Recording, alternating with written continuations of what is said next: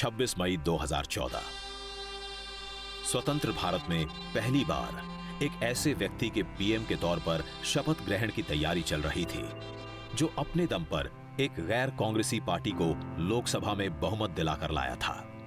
इस कार्यक्रम में शरीक होने के लिए बीजेपी और एनडीए के बड़े नेता तो आए ही थे, विपक्ष के भी प्रमुख नेताओं की मौजूदगी थी। सबसे खास बात थी भारत के प्रधानमंत्री के शपथ ग्रहण समारोह में सार्क देशों के सभी शासनाध्यक्षों का शामिल होना।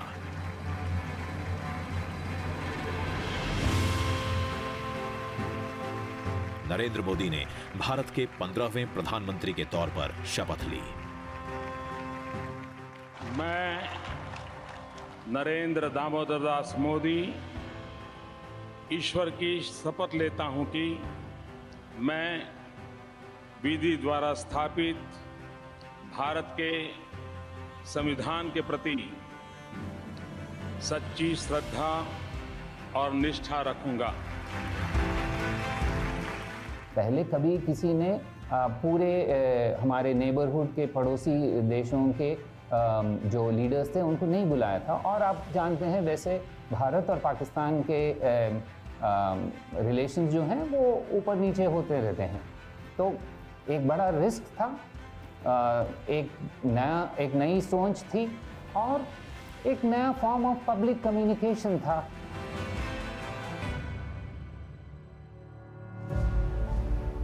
सत्ताईस मई 2014 प्रधानमंत्री बनने से पहले नरेंद्र मोदी केंद्र में कभी मंत्री तक नहीं रहे थे, लेकिन बड़े निर्णय लेने की उनकी सरकार की रफ्तार ने तुरंत जोर पकड़ लिया। कैबिनेट की पहली ही बैठक में काले धन पर कार्रवाई के लिए एसआईटी गठित कर दी गई। इस एक फैसले से बहुत सारे संदेश एक साथ गए। पहले कि ये सरकार मोदी जी के नेतृत्व में will stand by its resolve of zero tolerance towards corruption. दूसरा, Modi ji has the capacity to walk the talk, जो वो कहते हैं वो करते हैं। उन्होंने कहा था, उन्होंने करके दिखाया। 15 अगस्त 2014 लाल किले पर नरेंद्र मोदी पहली बार ध्वजारोहण कर रहे थे। अपने भाषण में उन्होंने देश के विकास का ब्लूप्रिंट सामने रखा। अगर आप 12 घंटे काम करोगे तो मैं 13 घंटे करूंगा, अगर आप 14 घंटे काम करोगे तो मैं 15 घंटे करूंगा। क्यों? क्योंकि मैं प्रधानमंत्री नहीं, प्रधान सेवक के रूप में आपके बीच आया। स्वच्छता पर जोर दिया और इसके लिए जन भागीदारी की वकालत की। स्वच्छ भारत का एक अभियान इसी 2 अक्टूबर से मुझे आरंभ करना है। हिंदुस्तान की सभी स्कूलों में टॉयलेट हो, बच्चियों के लिए अलग टॉयलेट हो, तभी तो हमारी बच्चियां स्कूल छोड़ करके भागेगी नहीं।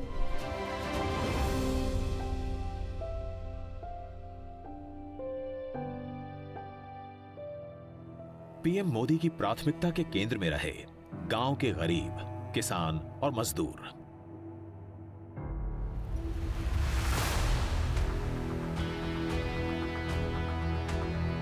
सरकारी योजनाओं का सीधा लाभ पहुंचाने के लिए जनधन योजना बनाई गई। 28 अगस्त 2014 को यह योजना लॉन्च हुई। जीरो बैलेंस की सुविधा के साथ बैंक खाते खोले गए। ऐसे खातों की संख्या 43 करोड़ के आंकड़े को पार कर चुकी है।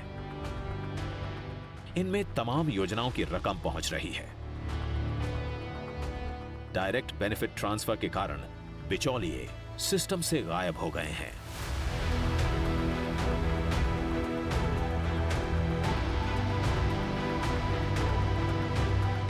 प्रधानमंत्री जनधन योजना, इतने लार्ज स्केल में बैंक अकाउंट खुलना असाधारण एक काम था। जब शुरू में उन्होंने कहा कि 100 दिन के अंदर 100 डिजिटल मेला करो, तो हम लोगों ने कहा कि ये असंभव है, पर उन्होंने करवाया और उससे एक बहुत बड़ा मोमेंटम आया जो कि डिजिटल पुश जिससे दे पाए। 2 अक्टूबर 2014 स्वच्छता अभियान को धरातल पर उतारने का काम गांधी जयंती के दिन शुरू हुआ। पीएम मोदी खुद वाराणसी पहुंचे। 80 घाट पर फावड़ा उठाकर सफाई की।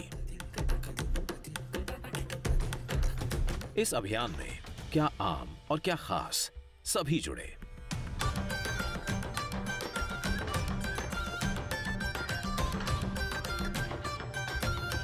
स्वच्छता अभियान को पीएम मोदी कितना महत्व देते हैं, इसका अंदाजा तब भी लगा जब वो प्रयाग में संगम के तट पर सफाई कर्मियों के पांव पखारते नजर आए।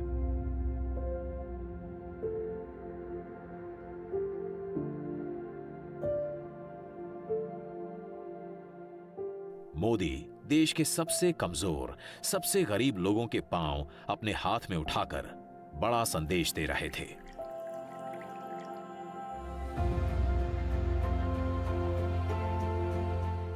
ये काम हमें करना है। मेरे देश के लाखों नौजवानों को खास करके आग्रह करता हूं, आइए मेरे साथ जुड़िए।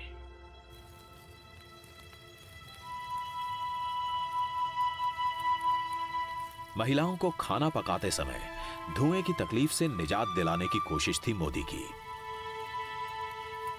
उनकी आंखों में बचपन की वो तस्वीर तैर रही थी जब मां हीराबा अपने पति और बच्चों के लिए भोजन बनाते समय चूल्हे में फूंक मारते हुए हाँफ जाती थीं। आंखों से आंसू निकल जाते थे।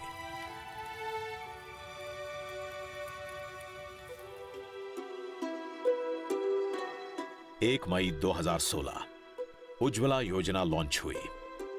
गरीब परिवारों को मुफ्त एलपीजी सिलेंडर और चूल्हा बांटने का अभियान शुरू हुआ।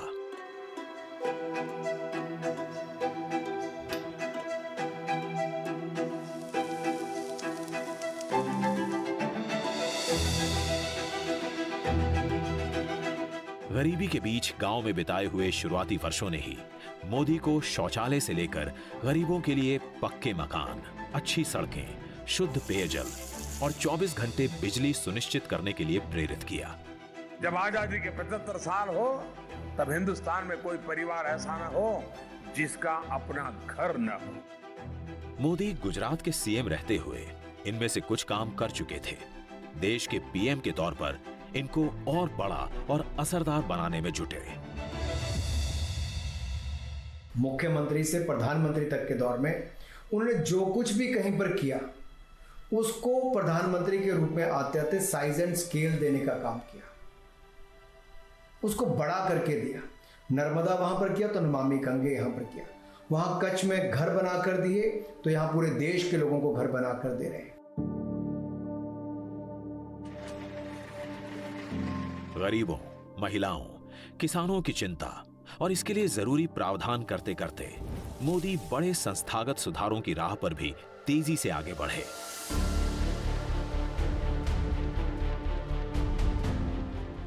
योजना आयोग की जगह नई जरूरतों के हिसाब से नीति आयोग की स्थापना की। नीति आयोग सेंट्रल गवर्नमेंट की एक ऐसी एजेंसी है जो स्टेट्स में जाकर स्टेट्स के साथ काम करता है। ये कई यूनिक चीज़ें करता है, जैसे एस्पिरेशनल डिस्ट्रिक्ट जो कि हमारे देश के सबसे पिछड़े हुए डिस्ट्रिक्ट्स हैं। इसी तरह अटल इनोवेशन मिशन हम चलाते हैं जहां हमने करीब 10,000 टिंकरिंग लैब शुरू किए, इंक्यूबेशन सेंटर शुरू किए। पर मेन जो लक्ष्य है नीति आयोग का कि ये एक मिनिस्ट्री की तरह ना काम करे, ये एक आइडियाज़ का एक इंस्टीट्यूशन हो और बाकी मिनिस्ट्रीज़ को सपोर्ट करे कि ये लोग देश को आगे ले जाए। शेल कंपनियों पर लगाम लगाई गई, आईबीसी कोड बनाया गया, बैंक का कर्ज नहीं चुकाने वाले बड़े उद्यमियों पर कार्रवाई शुरू हुई। न खाता हूं न खाने दूंगा। नई टेक्नोलॉजी और आईटी के मोदी शुरू से हिमायती रहे हैं। अपनी सरकार के कामकाज को असरदार बनाने और आम जनता की सुविधा के लिए मोदी ने डिजिटल इंडिया मिशन लॉन्च किया। भ्रष्टाचार मुक्त प्रशासन, पारदर्शिता, नागरिक भागीदारी और आखिरी कतार में खड़े आखिरी व्यक्ति तक पहुंचना, इन चारों पांचों प्रमुख नियमों का पालन हुआ है। और साथ ही साथ मोदी जी की जो टेक्नोलॉजी और विज्ञान के प्रति झुकाव है और हर नए रिफॉर्म में, नए सुधार में टेक्नोलॉजी का पर्याप्त उपयोग करना, वो भी इसमें झलकता है। 1 जुलाई 2015 को लॉन्च हुआ ये मिशन अगले कुछ वर्षों में उमंग, digi locker, RuPay, Bhim, UPI जैसे प्लेटफॉर्म्स और एप्स के जरिए और विस्तार पाता गया। जिस देश में कभी नकदी के इस्तेमाल पर जोर रहता था, वहां कैशलेस ट्रांजैक्शन की रफ्तार तेज हुई। इरादा था सिस्टम को और पारदर्शी बनाना, काले धन को कम करना, जिसकी कोशिश मोदी पहले नोटबंदी के तहत कर चुके थे। यूपीए सरकार के समय शुरू हुई आधार योजना को मोदी ने पूरी ताकत के साथ अपना लिया, नई ऊंचाइयों पर पहुंचाया। देश के तमाम लोगों के आधार कार्ड बने, उन्हें बैंक खातों से जोड़ा गया ताकि योजनाओं का लाभ असली लोगों तक पहुंचे। पहले प्रॉब्लम यह था कि लोग अपने अकाउंट ही नहीं खोल पाते थे क्योंकि उनके पास केवाईसी डॉक्यूमेंट ही नहीं होते थे। आधार ने इस प्रकार की आइडेंटिटी लोगों को प्रदान की। दूसरी बात यह हुई कि जिस व्यक्ति को पैसा मिलना चाहिए सब्सिडी, अब उसी को मिल रहा है। गांव गरीब की चिंता करने वाले पीएम मोदी ने शिक्षा, स्वास्थ्य और रोजगार पर भी खासा ध्यान दिया। नए आईआईएम, नए आईआईटी, नए एम्स देश के तमाम हिस्सों में खोले गए। साथ ही नौजवानों के हुनर निखारने के लिए स्किल इंडिया मिशन शुरू किया गया। अटल इनोवेशन मिशन में हमने करीब 10,000 टिंकरिंग लैब शुरू किए स्कूल्स में। 5वीं क्लास के बच्चे जाकर 3D printing, robots, internet of things, artificial intelligence, ये एक नई सोच उनके दिमाग में आ जाती है 5वीं क्लास के बाद। 7 नवंबर 2015 नरेंद्र मोदी ने अपना एक बड़ा चुनावी वादा निभाया। सैनिकों की 40 वर्ष पुरानी 1 रैंक 1 पेंशन की मांग पूरी की।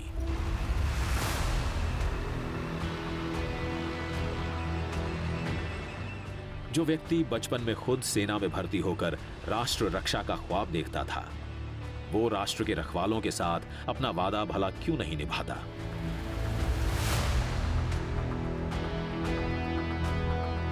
मोदी ने पीएम बनने के साथ ही भारतीय सेना के सामने मुंह बाई खड़ी समस्याओं पर ध्यान देना शुरू कर दिया था। आधुनिकीकरण की सुस्त रफ्तार से लेकर लड़ाकू जहाजों और अत्याधुनिक पनडुब्बियों की कमी परेशान कर रही थी। हमने जितना मांगा था उससे कहीं अधिक बढ़कर के सरकार ने हमको लिमिट दिया कि काम करो। आज आप देखिए डीआरडीओ, दुनिया में जो बेस्ट इंस्टीट्यूशंस हैं, सेंटर ऑफ एक्सेलेंस, तो किस तरह के अपने यहाँ हथियार से लेकर बाकी चीजों में चीजों को बनाने का काम कर रहे हैं हमारे साइंटिस्ट। सेना के सामने खड़ी चुनौतियों का हल निकालने में लगे मोदी सैनिकों का हौसला बढ़ाने के लिए हर साल दिवाली उनके साथ मनाते रहे। कभी पंजाब, कभी कश्मीर, कभी राजस्थान, तो कभी लद्दाख। साल दर साल वो जवानों के बीच जाते रहे। लेकिन जल्दी ही मोदी के सामने एक बड़ी चुनौती आने वाली थी। दुश्मन खुद मोदी के हौसले की परीक्षा लेने वाला था। 18 सितंबर 2016 सुबह के 5:30 बजे थे। उरी की सैनिक छावनी में सोए हुए जवानों पर आतंकवादियों ने घात लगाकर हमला कर दिया।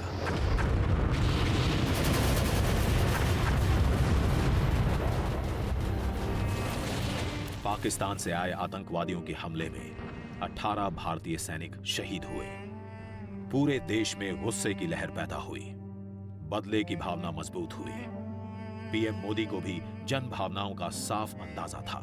आतंकवादी कान खोल के सुन ले, ये देश इस बात को कभी भूलने वाला नहीं है।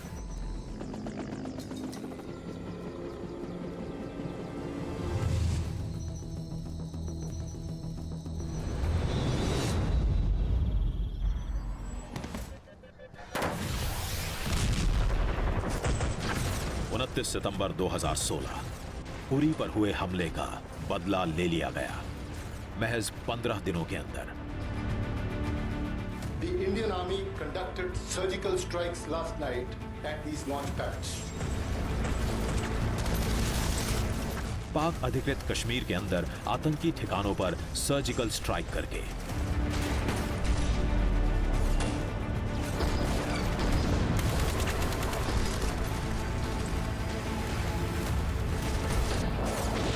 आतंकियों के लॉन्च पैड नष्ट किए गए। आतंकवादियों को मार गिराया गया। पीएम मोदी के हौसले और जोखिम लेने की क्षमता का यह बड़ा प्रदर्शन था। आखिर पाकिस्तान परमाणु हमले की धमकी जो हमेशा दिखाता रहा था।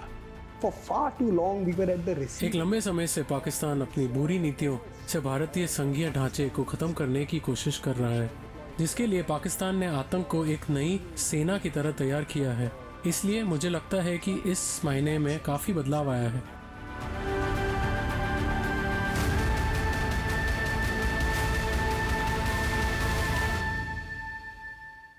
एक जुलाई 2017 सैन्य मोर्चे पर जबरदस्त हौसला दिखाने वाले पीएम मोदी के लिए आर्थिक मोर्चे पर बड़ा हौसला दिखाने वाला दिन था ये।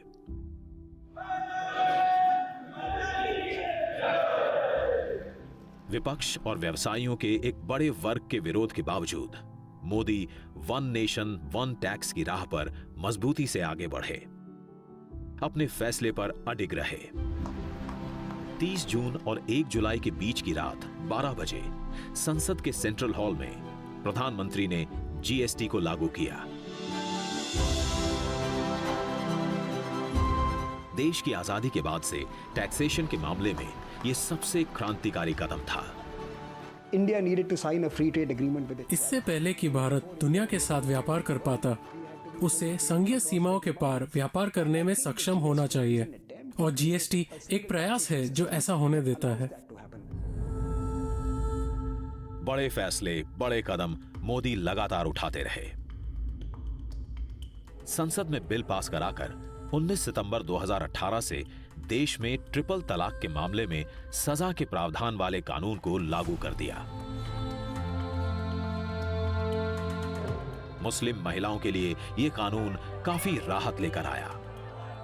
मुस्लिम महिलाएं काफ़ी संक्रमित होती थी, उनको तलाक तलाक तलाक ऐसा 3 बार बोल करके जो तलाक दिया जाता था, उसके कारण उनका जीवन छिन्न भिन्न हो जाता था।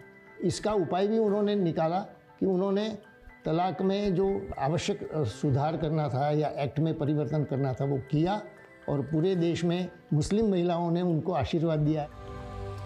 जरूरी कानून बनाने के साथ ही विकास का सिलसिला भी आगे बढ़ा। लुक ईस्ट पॉलिसी के तहत मोदी ने नॉर्थ ईस्ट के विकास पर ध्यान दिया। पूर्वोत्तर के राज्यों को मोदी ने अष्ट देवियों के तौर पर देखा। बड़े पैमाने पर कनेक्टिविटी से लेकर आधारभूत सुविधाएं बढ़ाने पर काम हुआ। इन राज्यों के विकास को धार देने के लिए डोनर जैसा मंत्रालय बना। आज मणिपुर में जाकर आप देखिए, बाकी जगहों पर कैसे एयरपोर्ट्स, फ्लाइट्स की संख्या कितनी बढ़ गई, ट्रेनों की संख्या कितनी बढ़ गई, बॉर्डरिंग इलाके में पुल कितने बड़े पैमाने पर बन रहे हैं, और जिस तरह से वहां पर इन्वेस्टमेंट सड़कों से लेकर के उद्योग धंधे में हुआ है। अब वो लोग कहते हैं कि हमें लगता है कि हम तो देश की मुख्यधारा से तेजी से आगे जा रहे हैं। नमामि गंगे, जल जीवन मिशन, उड़ान, आयुष्मान भारत, जन औषधि योजना, मुद्रा योजना, startup India, fit India, make in India देश की प्रगति के लिए पीएम मोदी के बड़े कदमों की निशानी बने। देश को आर्थिक समृद्धि की राह पर ले जाने में लगे मोदी की राह में एक बार फिर से पाकिस्तान ने बड़ी रुकावट डालने की कोशिश की। 14 फरवरी 2019 ये वो दिन था जब पाकिस्तान में तालीम हासिल करने वाले जैश ए मोहम्मद के आतंकवादियों ने सीआरपीएफ के काफिले पर फिदायीन हमला कर दिया।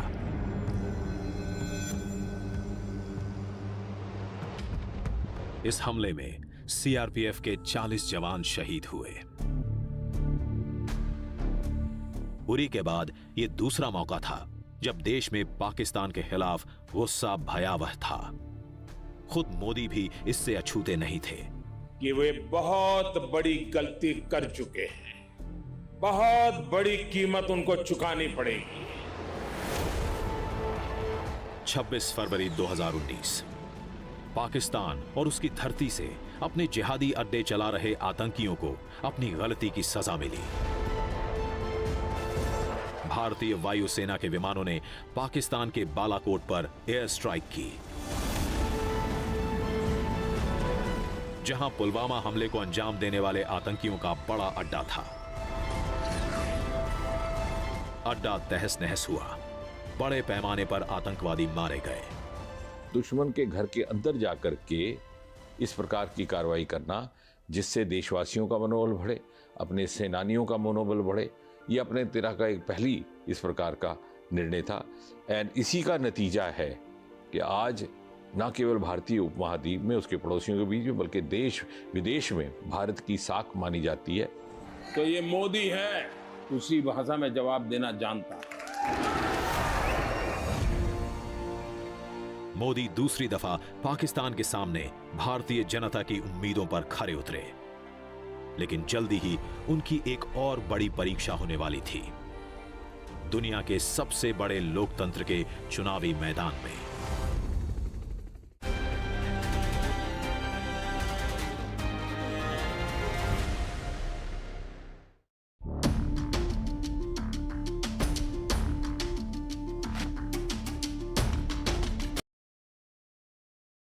को हकीकत में बदल दिया बीजेपी ने। पार्टी को 303 सीटें मिली। एनडीए का आंकड़ा 353 सीटों पर जा पहुंचा।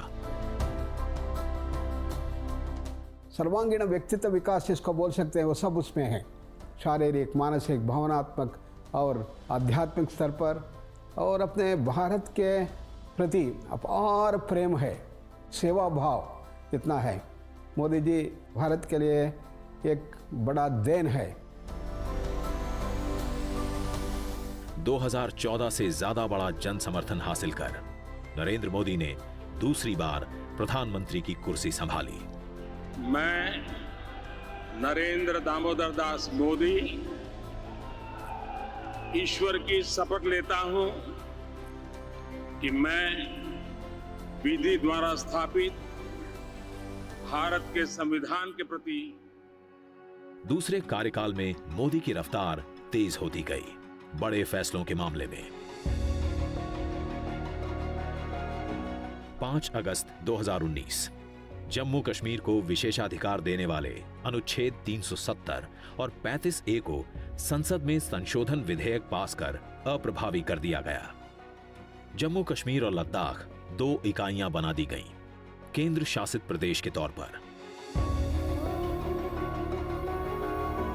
17 साल पहले एकता यात्रा के दौरान मोदी ने जो संकल्प लिया था, पीएम के तौर पर खुद पूरा किया। 3 महीने बाद ही अयोध्या में राम मंदिर के निर्माण का रास्ता भी साफ हुआ। 9 नवंबर 2019 को सुप्रीम कोर्ट के 5 जजों की बेंच ने राम मंदिर के निर्माण के पक्ष में फैसला सुनाया। 5 अगस्त 2020 को मोदी खुद अयोध्या पहुंचे राम मंदिर के भूमि पूजन के लिए। जो कहते हैं वो करते हैं। मोदी का बड़ा संदेश था, समर्थकों के लिए भी, विरोधियों के लिए भी। अडिग मोदी की ये बात क्या दुनिया भी समझ रही थी?